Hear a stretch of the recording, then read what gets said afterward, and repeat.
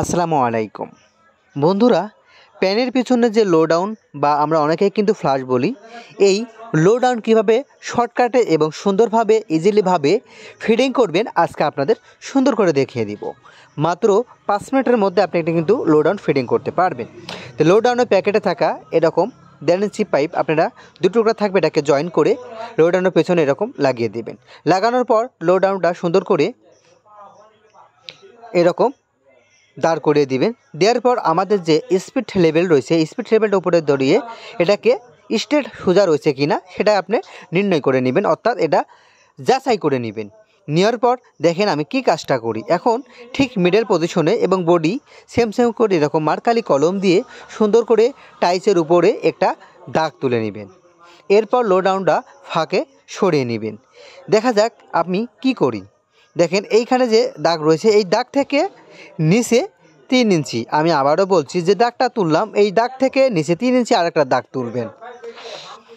দাগ তোলার পর লো ডাউনের পিছনে যে কিলামটা থাকে এটা সুন্দর করে, দাগটা থাকবে নিচে, তার উপরে কিলামটা থাকবে। দেখেন দাগের উপরে কিলাম এবং নিচে সেম করে ধরে এটাকে আবার স্পিড লেভেল দিয়ে আমার কিলামটা সোজা হয়েছে না কিনা এখন দেখতে হবে। দেখেন আমি সুন্দর করে এখন দুই পাশে ডানে এবং বামে এখানে কিন্তু স্ক্রু পয়েন্ট রয়েছে লাগানোর জন্য। এখন দেখেন আমি যে প্রথমে দুটা আমি মার্ক করলাম, দাগ তুললাম, এটা এখন কাজ না। এখন বামে ডামে যে স্ক্রু লাগানোর পজিশনের জন্য যে মার্কালে দিয়ে দাগ তুললাম সেটাকে এখন ড্রিল মেশিন দিয়ে এটাকে এখন ছিদ্র করে নিব রয়্যাল পিন গাড়ার জন্য। এখন আমি আরেকটা বিষয় বলি, এই কাজ করার সময় অবশ্যই ধীরে সুস্থে এবং মনোযোগ সহকারে করতে হবে, কারণ টয়লেটে কিন্তু অনেক সময় পিছনে আপনার হলো টিএস পাইপের লাইন থাকে।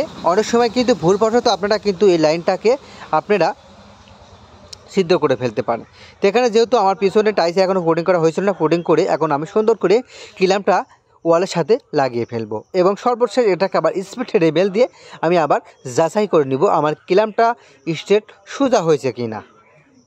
সুন্দর করে টাইট দেওয়ার পর এখন আমার দেখেন লো ডাউনের নিচের অংশটা রয়েছে, যেটা আপনার প্যানের যে আমি আগে থেকে লাইনটা বেরিয়েছিলাম সেটার সাথে একটু প্যাস্টেপ মেরে নেবেন। দেখেন আমি প্যাস্টেপ মেরানোর পর এখন দেখেন সুন্দর করে প্যানের ভিতরে ঢুকে দিলাম। ঢুকানোর পর এখানে যে কিলামটা রয়েছে এই কিলামের দেখেন এখন আমি এই লো ডাউনটা উপর দিকে একটু ধরবো, ধরে তারপর নিচের দিকে একটু চাপ দিলেই অটোমেটিকলি কিলামের সাথে লো ডাউনটা আপনার লক হয়ে যাবে। দেখেন লক হওয়ার পর দেখেন এখন আমি লো ডাউনের সাথে পানি সাপ্লাই দিব। তো এখানে আমি লিক পাইপটা এখানে আমি কানেকশন করে দিব। দেখেন আমি অ্যাঙ্গেল স্টপ কলের সাথে পানিটা আমি সাপ্লাই দিলাম। আমার কাজ কিন্তু হয়ে গেল। খুব ইজিলি আপনি কিন্তু একটি লো ডাউন আপনারা কিন্তু নিমেষেই ফিডিং করতে পারবেন। এখন আমি যদি পানি ছেড়ে এটাকে যদি ফ্লাশ করি, দেখা যাক পানি আসে কি না। এখানে কিন্তু রিজার্ভ হচ্ছে পানি, আমি কান পেতে শুনলে কিন্তু আমি শুনতে পারবো যে পানির ভিতর রিজার্ভ হচ্ছে কি না। এখন পানি ভরার পর এটাকে যদি আমি ফ্লাশ করি, দেখেন কি চমৎকারভাবে এটাকে দেখেন পরিষ্কার কিন্তু করে ফেললো। তো বন্ধুরা, যখনই আপনারা একটি টয়লেটে বা বাথরুমে একটি লো ডাউন ফিডিং করবেন, মাত্র 5 মিনিটের মধ্যে আপনারা কিন্তু একটি লো ডাউন এবং সুন্দর এবং আকর্ষণীয়ভাবে এই লো ডাউনগুলো ফিডিং করতে পারবেন।